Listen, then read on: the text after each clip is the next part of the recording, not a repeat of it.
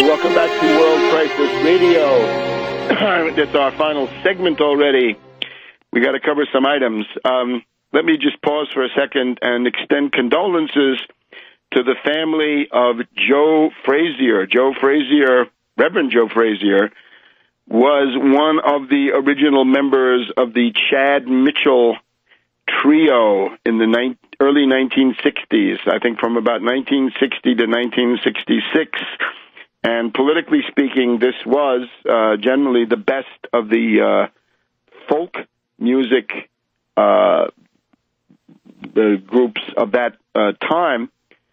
Joe Frazier is the loss to his family and to all of us. He is part of that classic 1962 recording on the John Birch Society, the mockery of those reactionaries that was possible then. And I think the loss of somebody like Joe Frazier reminds us that this niche, this function in society has really not been filled. We need political satire of that caliber and also that artistic and musical level. So, again, condolences and sympathy to the family of Joe Frazier. And if you haven't followed this, take a look at my Twitter feed, and you'll have the link to a recording, the 1962 recording of the John Birch Society song.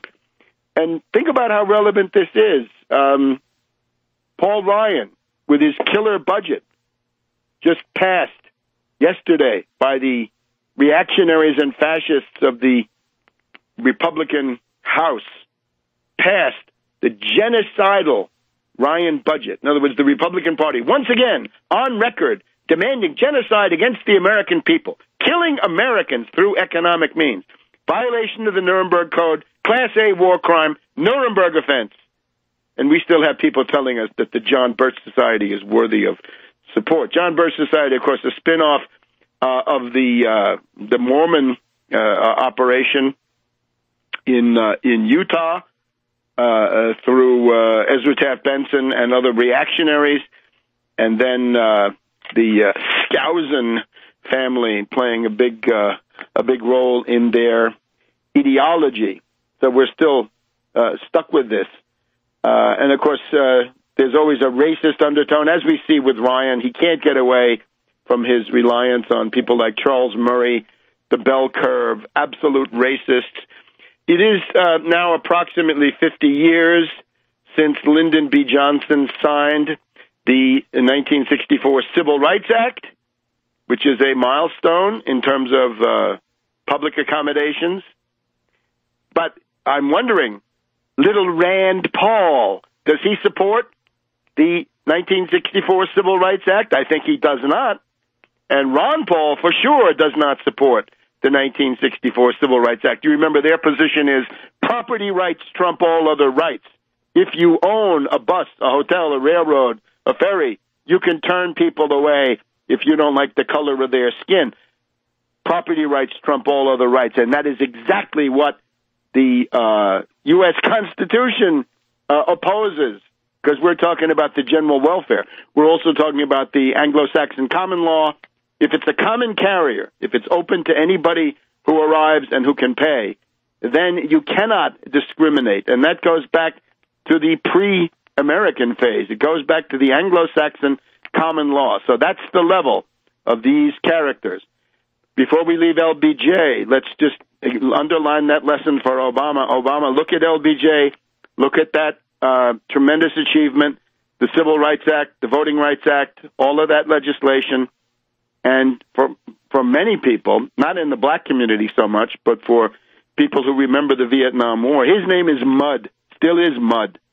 Now, we have a more nuanced view here. But Obama, if you don't want to get that kind of hatred against you, stay out of Ukraine. Hands off Ukraine. Hands off Syria. Get your ear back from loopy Samantha Power and the Skull and Bones crew around Kerry. Now, we've got a lot of flap around the Koch brothers. They deserve every bit of it. These people, in their own way, have emerged as one of the main foci of fascist ideology and fascist action in our time. And I'm still laughing. One of the Koch brothers wrote to the Wall Street Journal last week complaining about character assassination against him and how unfair it is, and he's verklempt. But, of course, they are spending hundreds of millions of dollars on attack ads, meaning character assassination. So you live by slander, you're going to perish by slander too, and vilification and all the rest. Now, speaking of some of these interesting things, Lois Lerner is now public enemy number one. I think she's getting more negative attention than anybody since Ethel Rosenberg. But please, Republicans, Lois Lerner is public enemy number one. I would say Koch, Petraeus, Kerry. These are possible public enemies number one. Newland, have a vote around them. Lois Lerner, this is simply a joke. And remember, the whole issue there is targeting means you didn't get your tax exemption on time. So fascist billionaires didn't get their tax exemption, so they could carry out character assassination without paying taxes, and it didn't come fast enough. So that's the great brouhaha around that, right? That's the outrage of Lois Lerner. So sorry, we're not going to get upset about that. On the Republican front, more and more talk about Jeb Bush. Beware, Jeb Bush. As I pointed out at the time, the scandals against Christie are, of course, most welcome. They remove one monster from the scene, but at the same time, we have to be aware, and we were aware, that interests loyal to Jeb Bush were key in exploding this Christie scandal, the George Washington Bridgegate. You just have to look back, and you can do this best by looking at George H.W. Bush, the unauthorized biography, available through my website, tarpley.net. What you'll see there is how Bush the elder disposed of Gary Hart with scandals, including the infamous Don Aronow. The Blue Thunder book is relevant.